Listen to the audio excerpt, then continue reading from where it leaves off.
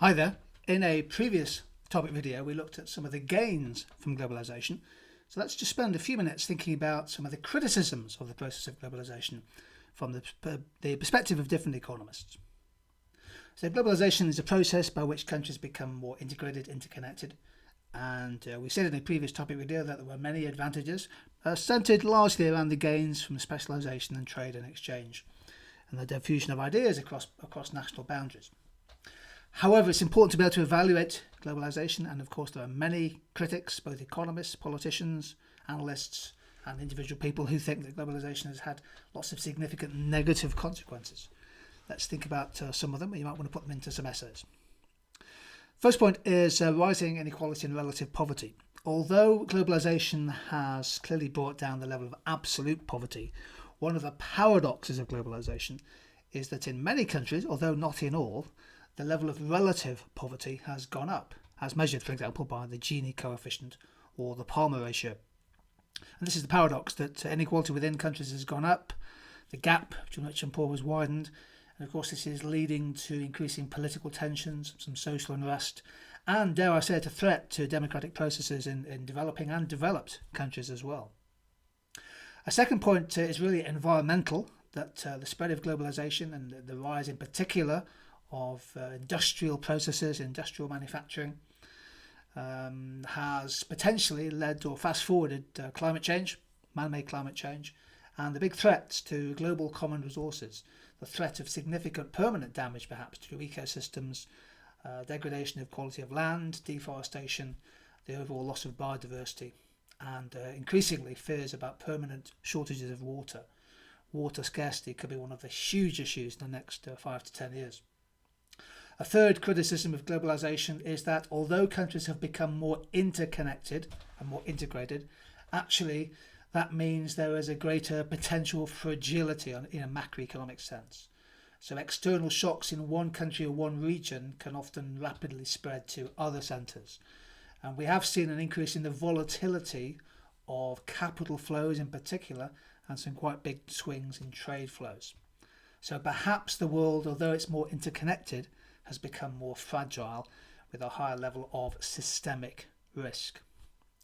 A fourth disadvantage is that although globalization has led to an increase in the volume and the value of trade, we've also seen increasing trade imbalances between countries and between regions. The emergence of countries with huge trade and current account surpluses offset by nations that are running persistently large, often dangerously large current account and trade deficits. That in turn is leading to an increase in protectionist sentiment. Although tariff barriers have come down, the proliferation of non-tariff barriers such as quotas has gone up. And we're also seeing a move towards more managed exchange rates as countries perhaps decide that intervention in currency markets is a relevant and functional macroeconomic instrument to use. A fifth point is that globalization can cause increased structural unemployment, particularly in countries where there is a significant shift of production, especially manufacturing, towards a lower cost centre, a lower cost country. So, for example, in some countries, deindustrialization has gathered momentum. Lots of thousands, hundreds of thousands of jobs in basic manufacturing have been lost as has been outsourcing of production, and that can cause significant structural unemployment and, of course, contributes to inequality. Critics of globalization also argue that the rise of global brands is hitting and threatening local cultural diversity as these big multinational companies and brands dominate domestic markets. And those brands, those dominant global brands, not only are they standardizing products across the world, businesses with dominant brands and better technologies can squeeze out local indigenous producers and actually threaten to the local prosperity there.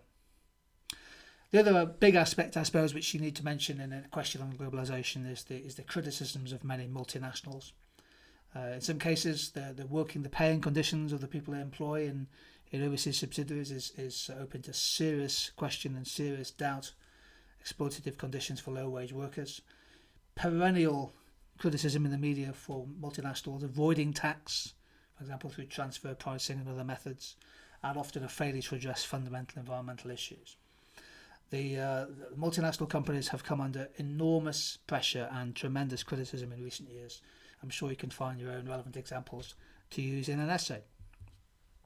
One of the economists who's been most critical of globalization is Professor Joseph Stiglitz, and in particular he has raised the issue of global imbalances. So this is a good one to use in an essay. Here's a quote from Stiglitz. The current process of globalization is generating unbalanced outcomes both between and within countries. That's a terrific quote to use. The current process of globalization is generating unbalanced outcomes both between and within countries. Wealth is being created, but too many countries and people are not sharing in its benefits. In other words, Stiglitz is arguing that globalization is not leading to inclusive economic development. Now, the Stiglitz view, the Stiglitz critique of globalization is centered around the idea of imbalances. And we can make a distinction between imbalances between countries and imbalances within countries. So, for example, between countries, there are big trade imbalances, as we've seen, many countries running big surpluses and others running deficits. There are significant imbalances in the flows of foreign direct investment between countries. And crucially, as we're seeing with the idea of the digital divide, big imbalances in just basic access to global markets, to ideas, and to essential health and education. And then crucially, and I suppose fundamentally this is what's going to cause the biggest pressure towards globalization, is the sort of structural imbalances within countries, the rise in relative poverty in many nations, rising income and wealth inequality, big variations in unemployment rates within countries. The north-south divide in the UK is a good example. And big imbalances in poverty, in wealth, in employment opportunities, in public services between different regions, between rural and urban areas, and between different regions of a country. So imbalances forms the core of a lot of the critique of globalization. So we've just spent a few minutes looking at some of the disadvantages of globalization. Thank you.